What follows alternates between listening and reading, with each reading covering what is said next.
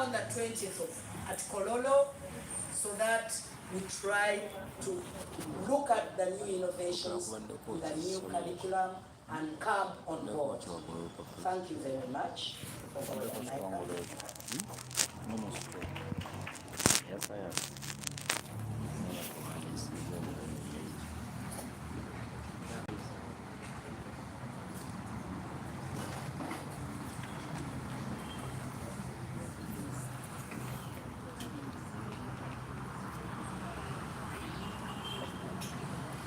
Good morning. It's indeed a pleasure to be here speaking about the careers or the career or the nature of work and how we are preparing, especially the young generation in our country and on the continent, to earn a living as well as to the kind of technologies, how they live their lives, the kind of technologies they'll have access to, because that's part and parcel. They have to be addressing the challenges that we currently face in poverty and underdevelopment. Now, ladies and gentlemen, this particular Career Guidance Day is coming up amidst a lot of change which has happened all over the world. It is coming up in the face of a lot of technological changes which have happened, especially over the past 2 years. It's like everything has been thrown upside down. But it's also coming up amid these fiscal changes. You know that the Middle East has been increasing a provider of employment to Ugandans and Africans. And now we can't tell how things will go. So we need to rethink, especially in the government, how do we create an ecosystem which provides our young people jobs here in safer places. So this year's Career Guidance Day, which is meant to empower the young people to understand, because knowledge is the beginning. When you know, then we begin the discussions from there. And the reason I am here is mouthful, but mainly because the youth have decided that since I hate science and technology, I must provide them answers. I must provide them answers. So the theme for this year's day, which is taking place on Friday 20th, the Friday of this week at Kololo. The theme is the future of work, surviving the AI era. Mr. Dwata, you came to me after shaping your thing, but it is not surviving because, to the best of my knowledge, from the first industrial revolution, when a technological revolution comes, you don't just survive it, you must prosper in it. Because industrial revolutions are unapologetic. For them, they come.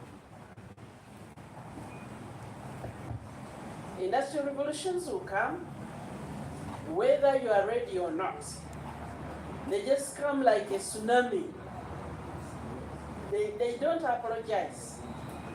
And so, riding on the wave, you've seen surfers on the ocean. For them, when the wave comes, it is supposed to sweep them away. Instead, they ride it and they create fun for themselves and they thrive. So we will be discussing the disruption, the massive disruption which has come to the workplace, whether we like it or not. Artificial intelligence and the associated Industry 4.0 or Fourth Industrial Revolution technologies are disrupting work. And it does not matter whether you are an uneducated person in the village or you are a very highly educated person as a professor, or you are a minister. Artificial intelligence and of course, artificial intelligence seems to now have crowded out all the other fourth industrial revolution technologies. It is changing, not changing, it is rendering a lot of careers obsolete. A lot of work that people are aspiring to do is obsolete now. Here in Uganda, we can pretend for a while because we need to place some people that things have not changed. So you still have jobs which should have been abolished a long time ago. But those jobs are not going to give us the value that we need to survive as a nation, as a people in the current era. They are not going to give us. And again, I say, when an industrial revolution comes, it comes and what you have known will never come back. The first industrial revolution was the discovery and deployment of the steam engine and the associated things that it could drive. At that time, mostly motion was animal energy, horses and cows. And you can imagine people who owned huge farms of horses and big business, which was to drive carriages. They panicked. But the steam engine ruled the world up to around 1840, when the second industrial revolution kicked in. And the second industrial revolution kicked out the steam engine. When the trains started during the first industrial revolution, you could see charcoal, hot coals being dropped along the rail as it is moving. But then they were kicked out. Internal combustion engine and electricity came. And then we moved on. Then we went to the third industrial revolution. Some of the big companies that were really in the third industrial revolution, which were prior, like typewriters, people had modernized the typewriters and all these companies collapsed. Millions of jobs were lost. And now we are in the fourth industrial revolution. The good news is always that when you prepare, you shift your population to not only ride the wave of the industrial revolution, you also shift the technologies and the production. Now, the one thing we are going to emphasize during this career guidance day, and I'm glad that we are talking to young people. By the way, there will be quite a lot of people in their 40s and 50s who are still looking for career guidance. Because they don't know how to survive now. We joined the workplace in a different industrial revolution. This one has come and swept away our jobs, but we still have a long time to live. So not only young people, but I also encourage those of you who are refusing to admit that your profession is over. Please come and seek guidance. Some of us are hanging on really. The things are gone. The things are gone. We needed to move. For example, and this is, by the way, not going to affect only scientists. It's going to affect every profession. Media people. AI is changing everything that you have known. that safe profession, which was very well choreographed. In the next 5 years, if you don't reinvent yourself, you'll not be able to produce a good article that anybody reads.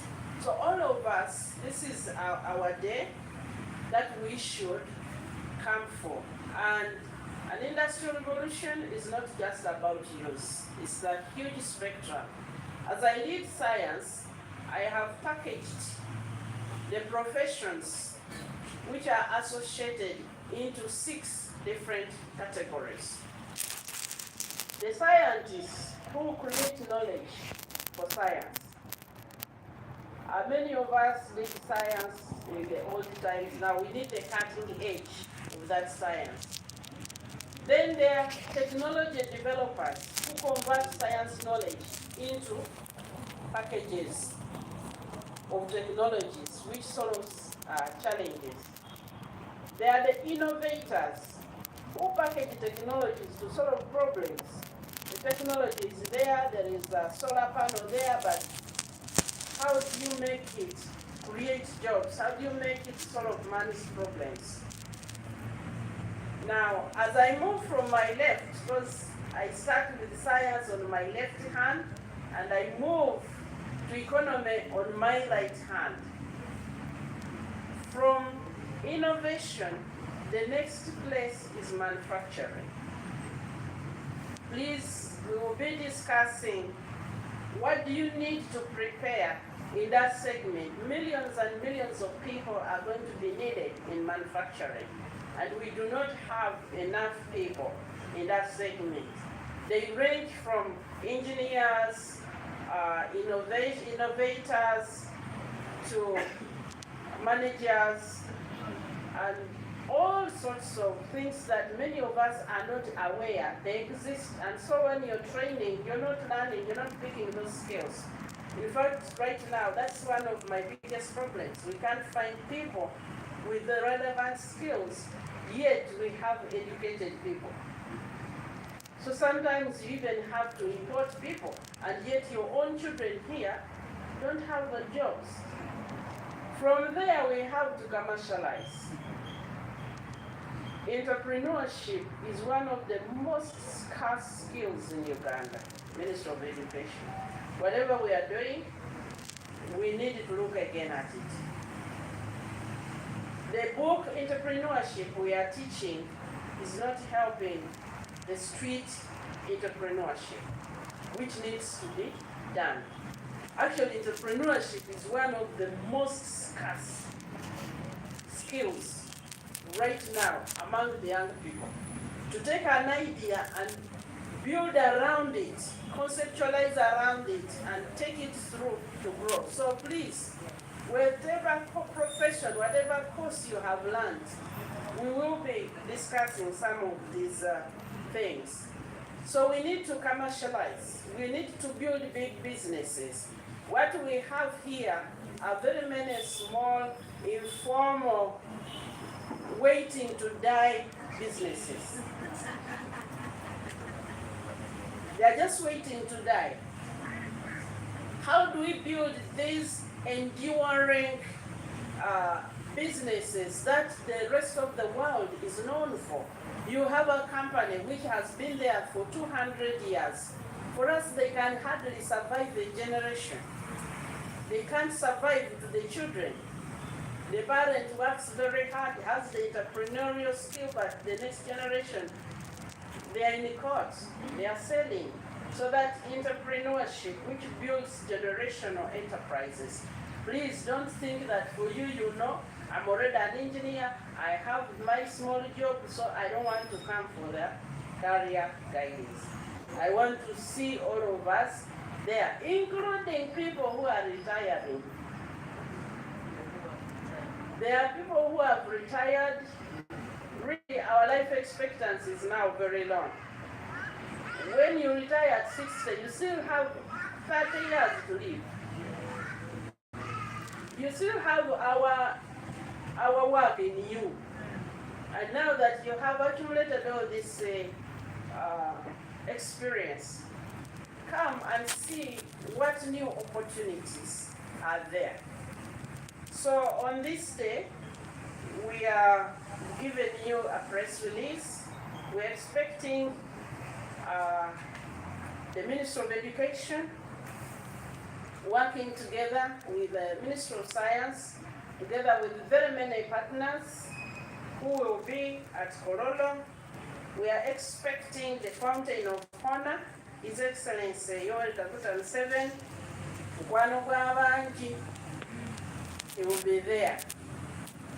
Mama Janet Kataha Museveni, we are expecting her as our lead educationist, and I will be there to infuse science. I'll be there in person. And Mr. James Brian Intratwa, when I met him, I was like, who is this person carrying audacity on his chest all the time?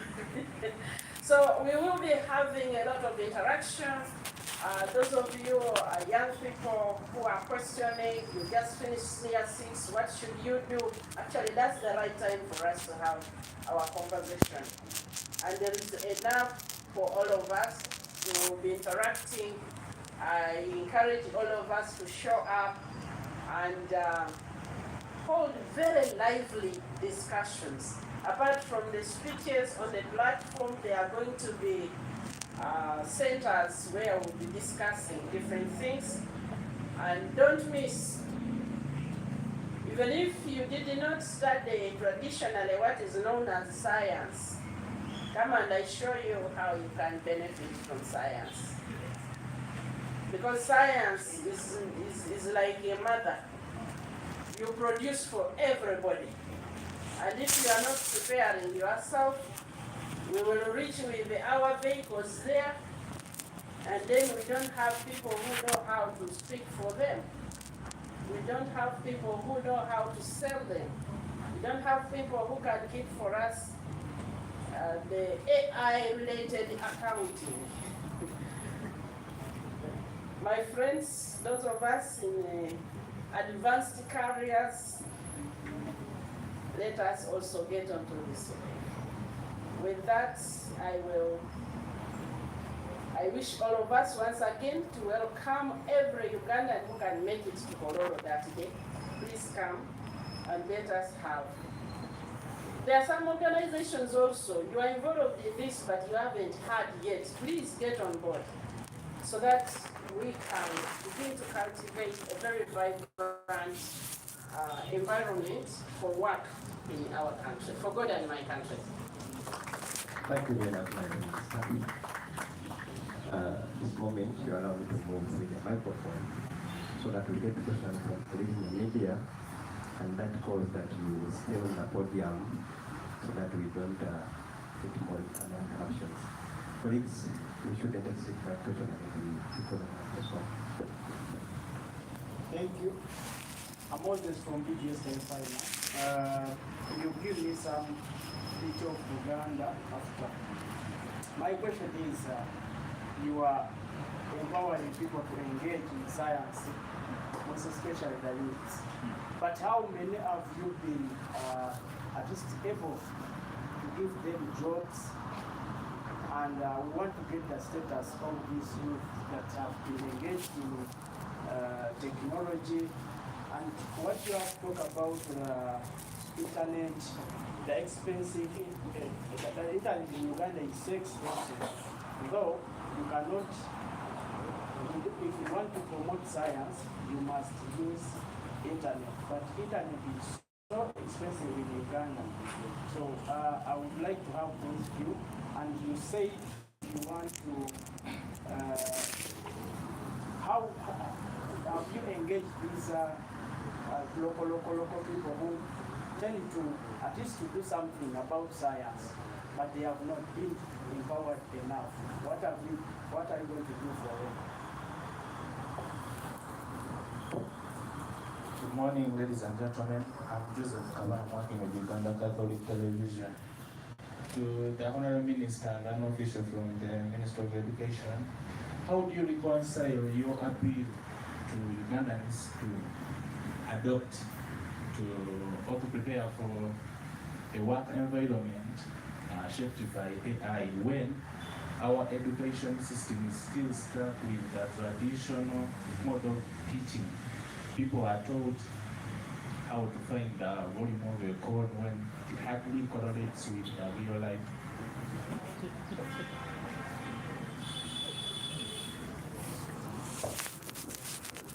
Yes, good morning, everyone. Honorable Minister, my name is Okedo Charles. I run Madid Updates online. Honorable Minister, we are having Ugandans who give themselves, title, doctor. There are so many, and in most cases, universities normally deny accountability for them.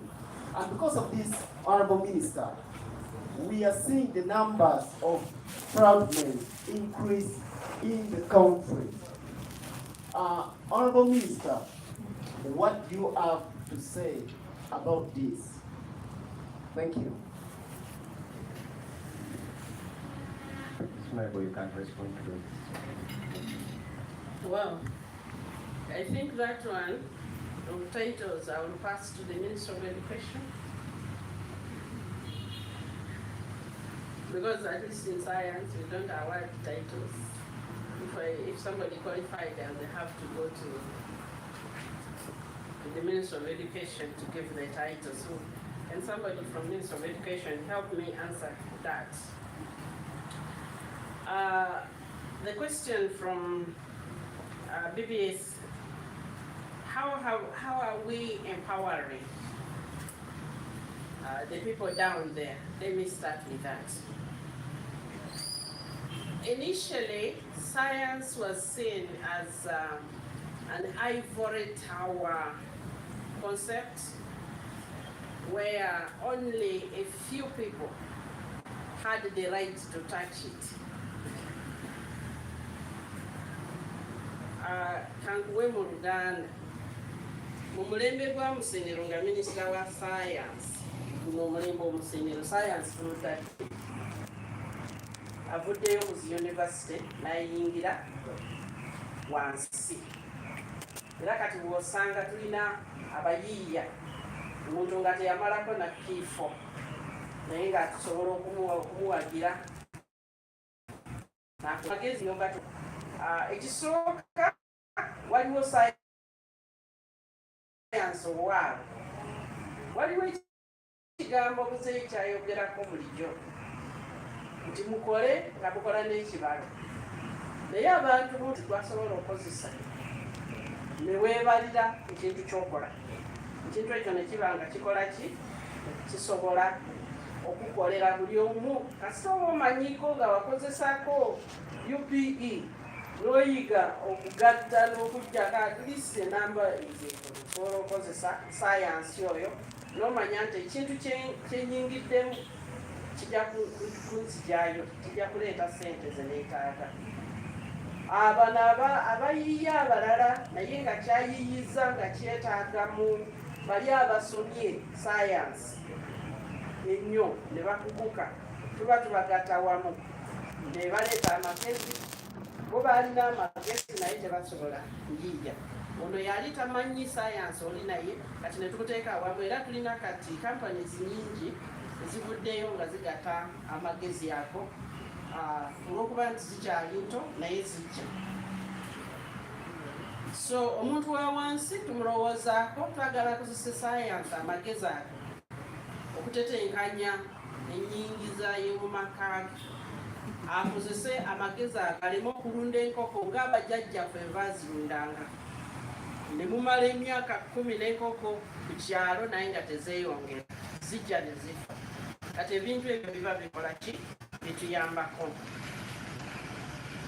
So how many people have we empowered? To date, we are doing the real census. We hope that by end of this month we will have the job census, which this is mostly over the past 5 years. We have created over 100,000 jobs, new jobs. simatidde kubanga abaana abafuluma mu yunivasite bangi naye olw'okuba tubadde tukyatetenkanya sayansi agenda atambula atya nja kulaba engeri gye mukiyuzaayuzaamu Oluganda n'Oluzungu. How does science move to create jobs? So we spend a lot of time trying to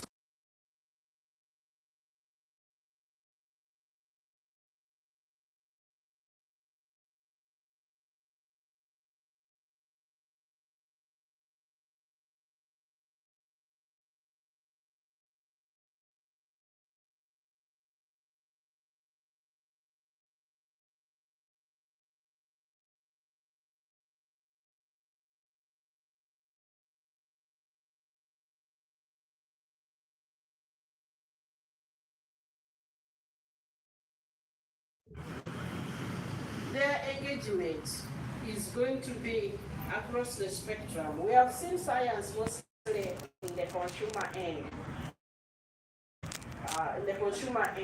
In the medical, you see only being a nurse, being a lab technician, being a doctor.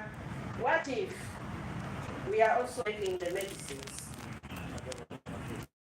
Now I have those who discover the medicines, those who test the medicines, the whole spectrum of them in science engaged. If, for example, we take cassava is a common crop, but where do you get a job in cassava? It is mostly cultivating in the field and then being able to go and dig out.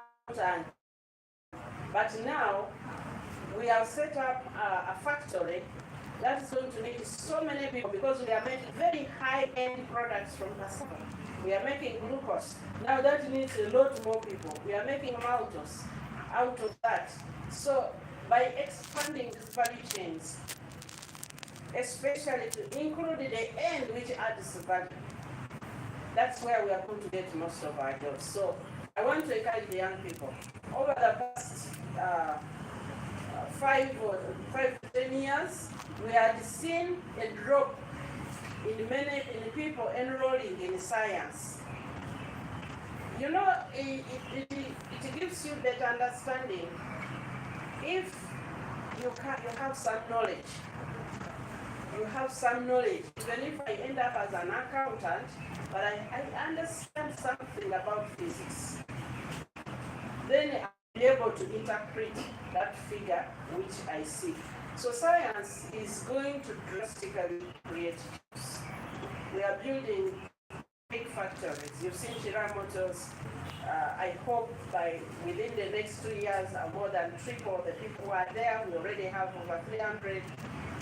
We have big mega companies like Day Biopharma, where we expect when they have reached the peak, we will be employing over 6,000 people. So if we are creating all those, and those are the ones at the factory, not the ones who are working to supply things. That's how an economy creates jobs, and that's how science opens doors. I would like to help you reconcile AI with the traditional education. Now, the young people out there who be listening to this, I don't want you to think that we have taught you anything irrelevant in education. If you do not know how to calculate the volume of a corn, then you are not going to be able to design for us a lot of the corn-like structures that appear in many factories. The corn-shaped structures, how will you know how to fill it with the oil? How much oil goes in there? How will you know how to design that corn shape on an airplane, which must be precisely? So, just because we did not help you to relate it, but those of us who went higher and paid attention, we have actually seen the relevancy. That's why the Minister of Education has shifted the pedagogy or the method of teaching such that a child learning the volume of a corn also knows the relevance. And I want to congratulate the Minister of Education. As a scientist, I'm really happy with the new curriculum. the kids challenge you. They think different. They actually start from application, and then they are asking the questions backward, and this is going to fast track us. So don't, even that balancing of equation, balancing that chemical equation, calculating the molarity, all those, calculating the specific heat capacity, they are critical for us. What was missing was that we were learning a lot of theory and not helping people early enough to apply it. That was what was missing. Government has realized that, and the Ministry of Education is working very actively. They started in the sweet spot of lower curriculum, and now HSC, and we are now moving up to the university. The good thing, universities will just, I always tell them that they must prepare themselves to receive these people. And now we'll go back and strengthen the thematic curriculum at primary.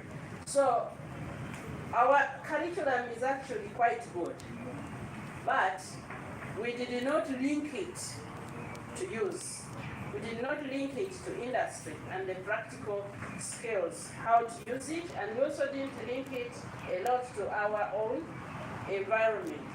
That's why you'll see a person will finish school, I've done agriculture, there is land in it behind your house, but you walk looking for a job.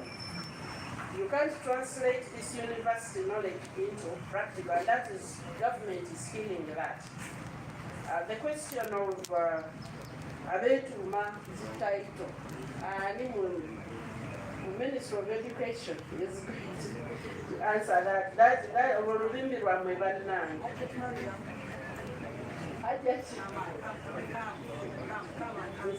Answer.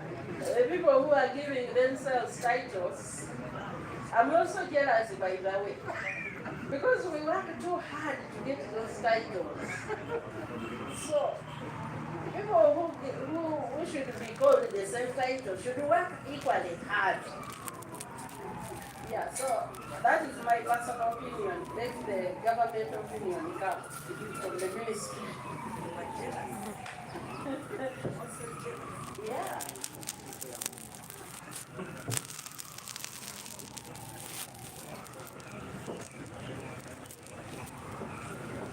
Thank you, Honorable Minister. I'm here on behalf of Association of Secondary School Head Teachers of Uganda, that is ASHU, and I head Mariam High School. I'm here to give a disclaimer. I can't answer on behalf of the ministry, but all I know, when you go through school, whichever line of work you take, you attain the title. About the ones who pass it on without the official universities and institutions, it's just like the normal people playing around with politics. So I'll give a disclaimer. As ASHU, I can't answer that. It will go back to the Ministry of Education. Thank you so much. Yes, I have one last for you, Honorable Minister, before you go. Nobody competent from the Minister of Education. Just some general guidance. I think our laws require that if you're going to get the title of doctor, you must study for that thing for a minimum of 5 years. Or more. 5 years or more. As a requirement, not that wagenda yono the way bakotulo no mara musomere myaka etano atenga kosi ya myaka 3 kosi ye nokubeera nga ya myaka 5 yosobola okweyita doctor naye we shall get a competent person from and just because you've done something, unless there is a university willing to own you, a registered university or a recognized university by the National Council of Higher Education, which has said, yes, this person deserves a honorary degree. I can't take away the title, but we shouldn't be using it. One more question, and then I will conclude. Thank you very much. Unfortunately, it's nice to see you here as a Minister for Innovation what happens to the people that normally the government supports, the innovators and the individuals and the companies? We don't see the returns of investment. People are given huge money and we don't see what they are really producing. Last time you were at Kololo some 2 years ago, you launched the satellite. I mean, since then we are not seeing anything. And if you don't mind, you can even mention some of those companies and the individuals that you really spend money on, and if they are progressing, that's good. If you don't, then you also get to know that. What's the name again? Dennis Kato. Dennis Kato. Mami Dennis Kato. Thank you very much for the question.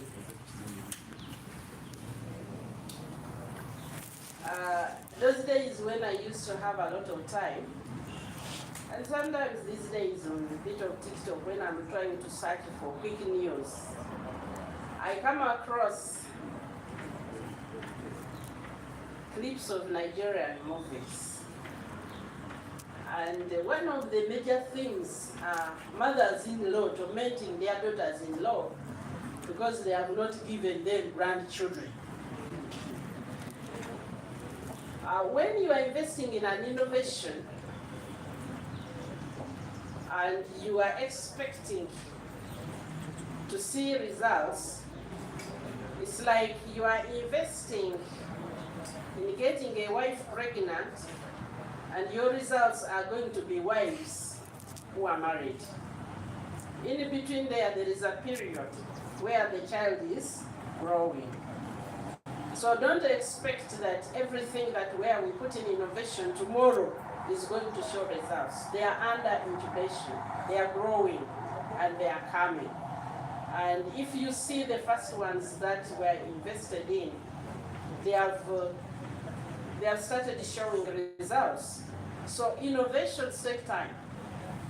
Government started investing in Chira Motors in 2011, but now we see the buses.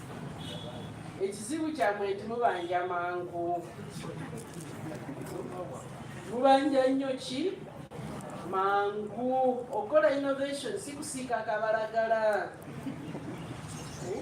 Tuzimba ebintu ebigenda okukuza eggwanga. Ate bitwala kadde bwe tuba tukikuza. So government investing, for example, we have the company Day Biopharma. It started production. The medicines are on the market. It's already employing Ugandans. I have over 100 innovations that we are supporting. And they have started putting their products on the market. They are already employing Ugandans. As they put products on the market and grow into industries, technology industries, we are going to see both their products and the benefit on the economy. But without us investing and giving it time, we are not going to see. So it is not something I plant in Makasoli. Myezi esatu nga nkola ki? Nga nkungula. Nali nakasindika satellite nga mumanja ekomawo ddi. Satellite tezikomawo. Ate ebirala tubikolereyo mu bbanga, tubikolereyo mu zilaabu. Oluusi tetumanya nti gye ziri, naye bw'oba ng'oyagala okimanya, ffe science ne technology tuli very media friendly. Tuli very media friendly. So bw'oba oyagala okumanya, ojja ne bakubuulira wekiri, naye nga byonna birimu okuba bijja, ate biri kumpi kutuuka. Tweyanza ne tweyanza Honorable Minister. Satellite tekomawo. Satellite tezikomawo. So, Honorable Minister, briefly mu Luganda, ka statement kotuwadde mu dakika 35, then we conclude this. Kati bannaffe nga 2 ku lunaku olw'okutaano ate omwezi guno